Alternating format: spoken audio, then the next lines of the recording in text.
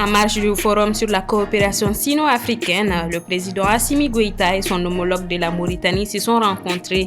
Les deux chefs d'État ont parlé de coopération entre les deux pays sous plusieurs angles. 3 milliards de francs CFA, c'est ce qui doit être mobilisé pour faire face aux inondations et réparer les dégâts.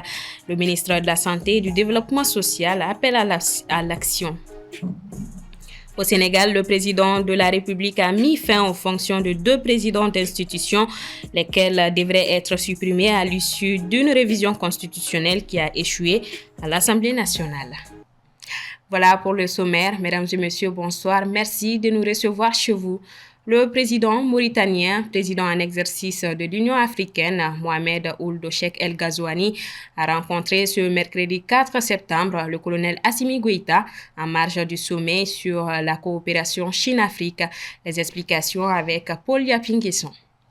Les deux dirigeants se sont entretenus mercredi en marge du 9e forum sur la coopération sino-africaine FOCAC à Pékin, en Chine. Un premier face-à-face après les récentes tensions à la frontière entre les deux pays. Aucune déclaration officielle n'a filtré de leur entretien. Mais selon la présidence mauritanienne, citée par divers médias, dont l'Agence mauritanienne d'information, les deux présidents ont discuté des moyens permettant de renforcer les relations entre les deux pays frères, en plus des questions bilatérales, régionales et internationales. Les tensions diplomatiques entre la Mauritanie et le Mali se sont apaisées ces derniers mois après les incidents le long de leurs frontières communes. En avril dernier, la poursuite des présumés djihadistes par des troupes maliennes jusqu'à dans le village mauritanien de Madala avait provoqué des blessés parmi les civils et des arrestations, suscitant la colère de Nouakchott. Parallèlement, des accusations de soutien à des groupes terroristes et séparatistes sont apparues du côté malien, illustrant les défis sécuritaires complexes qui persistent le long des 2237 km de frontières entre les deux pays. Ces événements ont suscité l'indignation dans les deux pays et conduit à des appels à la prudence pour les civils vivant dans ces zones frontalières. Il s'agit de la première rencontre entre les deux présidents depuis leur accession à la présidence de leur pays, Ould Ghazouani en août 2019 et Goïta en juin 2021. Nous restons en Chine où l'Afrique a réalisé une belle moisson lors de la 9e édition du Forum sur la coopération sino-africaine en cours. Pékin a décidé d'élever son partenariat avec le continent à un nouveau palier en annonçant un programme de financement de 50,7 milliards de dollars, soit 29 963 milliards de francs CFA, a déclaré ce jeudi 5 septembre le président chinois Xi Jinping.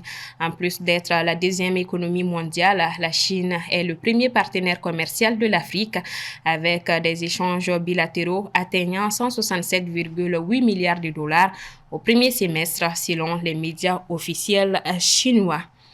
Ici, au Mali, c'est 3 milliards de francs CFA qui doivent être mobilisés en urgence afin de répondre aux besoins humanitaires après les inondations meurtrières qui ont touché le pays. C'est ce qui ressort de la rencontre entre le ministre de la Santé et du Développement social, le médecin-colonel Assaba Diallo Touré, les représentants des missions diplomatiques et acteurs humanitaires ce mardi 3 septembre 2024. Djanaba Samaki. Au Mali, les inondations qui ont frappé 18 régions ont laissé 80 140 ménages sans abri et provoqué 42 décès selon les données de la protection civile.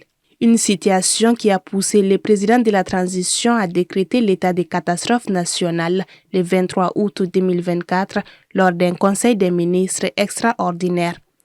Confronté à cette situation d'urgence, le gouvernement s'efforce de secourir les sinistrés tout en alertant sur les risques sanitaires graves, notamment les épidémies. C'est dans cette dynamique que lors d'une rencontre tenue le 4 septembre, la ministre de la Santé et du Développement social, le médecin-colonel Assaba Diallo Touré, a présenté l'ampleur de la catastrophe et sollicité l'appui des partenaires internationaux pour couvrir des besoins estimés à 3 milliards de francs CFA. L'objectif principal de la rencontre avec les partenaires diplomatiques et humanitaires était de mobiliser des ressources supplémentaires pour permettre une réponse immédiate. Dans cette même optique, afin de mieux coordonner les aides humanitaires en réponse aux récentes catastrophes naturelles ayant frappé le Mali, le Premier ministre Choguel Kokala Maïga a présidé ce mercredi 4 septembre 2024 à la primature une réunion du comité ministériel. Afin de mieux coordonner les secours et l'aide humanitaire, le chef du gouvernement a instruit la centralisation de toutes les actions humanitaires sous l'égide du ministère de l'Action humanitaire, une mesure stratégique visant à optimiser les efforts de secours. Rappelons que le président de la transition avait mobilisé 4 milliards de francs CFA pour faire face aux inondations et assister les populations sinistrées à travers le pays. Avec ces 3 milliards de francs CFA de plus, nécessaires pour une réponse immédiate, le gouvernement compte secourir les milliers de familles touchées et prévenir de nouvelles crises sanitaires. Les heureux gagnants du Super Jackpot et du Jackpot 4 du Bet 223 ont reçu leur chèque géant hier, occasion pour la maison du Paris Foot d'animer un point de presse. C'est Toumani Koulibaly pour le compte rendu. Un tirage de 4 bons numéros sur un total de 50 numéros pour 7 tirages dans la journée vous permettra de gagner le gros lot. Et ces 4 heureux gagnants qui ont ainsi reçu 3 750 000 francs CFA. Pour le gagnant du Super Jackpot, qui se joue tous les vendredis soirs, lui empoche la somme de 3 millions de francs CFA. Mon numéro, je vais sortir les différentes combinaisons. Toi-même? Oui. Tu n'as pas pris l'option flash? Non, je n'ai pas pris. Une fois j'ai pris, j'ai essayé, ça n'a pas marché. Dès lors, j'ai laissé ça. Donc, j'ai commencé à combiner les numéros. C'est à la base, moi, je suis un fan des paris sportifs. Voilà, il dit ça là, non. Donc, je dis, c'est vraiment chapeau. Il croit en ça même. Voilà, ils sont très bêtes. Voilà, vous avez eu un ambassadeur. Pour les responsables de Bet 223, le jeu est simple et n'est pas truqué.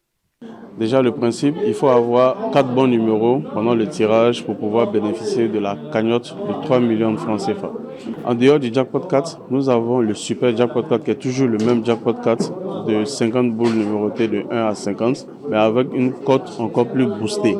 Il fallait forcément qu'on trouve des gagnants ce week-end-là et Dieu faisant bien les choses, nous avons eu 4 bons gagnants qui sont devenus des millionnaires et qui se sont partagés le montant de 15 millions de francs CFA. La totalité leur est donnée juste après la conférence de presse. Ils ont la totalité de leur argent, sans 5 francs qui a été omis là-dessus. Non. Avec une mise de 300 francs CFA, le joueur gagne le multiple de sa mise si un ou plusieurs de ses numéros sont tirés lors du tirage et peut jouer autant de tickets possibles. Le chef de l'État sénégalais a mis fin aux fonctions des présidents du Conseil économique, social et environnemental ainsi que celui du Haut Conseil des collectivités territoriales au lendemain du rejet par la majorité parlementaire du projet de loi portant suppression de ces deux institutions. Diana Samaki. Au Sénégal, après la motion de censure qui envisage de faire voter les députés de la majorité avant le 12 septembre pour renverser le gouvernement, le président Bassirou Diomaye Faye décide de convoquer une nouvelle session extraordinaire à l'Assemblée nationale. Bassirou Diomaye Faye, actuellement en déplacement en Chine pour participer au Forum de coopération sino-africaine, a pris la décision de limoger Aminata Mbengue Ndiaye et Abdoulaye Daouda Diallo. Ils étaient respectivement les présidents du Haut Conseil des collectivités territoriales et du Conseil économique, social et environnemental. Ces décisions officialisées par décret en date du 4 septembre 2024 ont été annoncées par le ministre, secrétaire général de la présidence de la République du Sénégal, Oumar Samba Ba. Ce limogeage intervient alors que le Sénégal traverse une crise politique majeure.